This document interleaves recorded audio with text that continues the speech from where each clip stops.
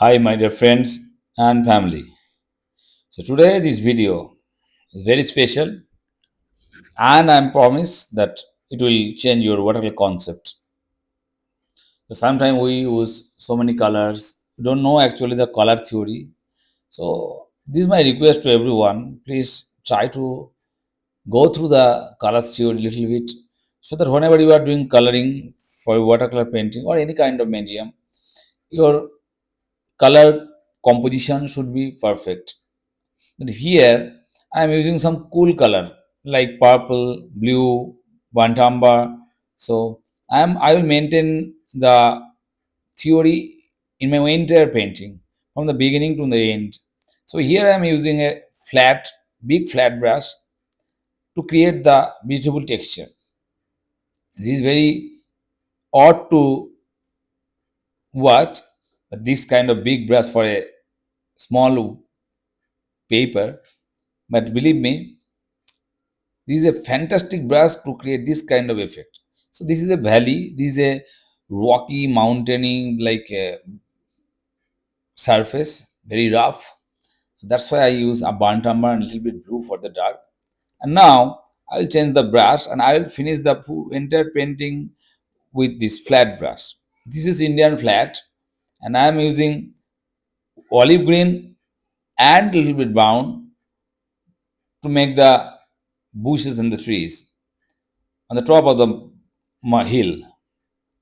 So here I'm planning to make a very airy movement from the right to left. Some wind is blowing from the right to left. So what I am going to do, whenever I will make my stroke, I'll remember that my winds is coming from the right to left. And you will see after the when the painting will done, the beautiful effect of the wind. So I'm using this same flat brush, it's 10, number 10 Indian flat, natural flat. It is very popular and well-known watercolor brush. Mostly I use Kolinsky, but this is squirrel here. This is very uh, difficult to find out nowadays because in India this is not available that much, but sometimes we get from some of my friends through.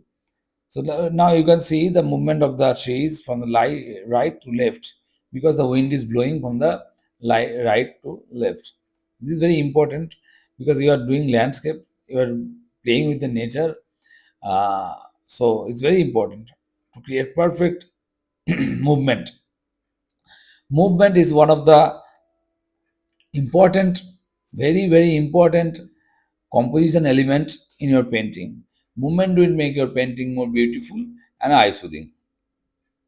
I make all the elements here. Definitely, I'll make some human as well. Without human, I never make any kind of landscape. So I'll definitely add at least one human in my composition. So all the plants, trees, bushes are on the left side. So what I will do, I will make my human in my right side. So I just make a little bit fast so that there is you can see I'm adding my human here. Yeah, little dark and add some brown, some branches over there, some grasses, maybe some rough grasses,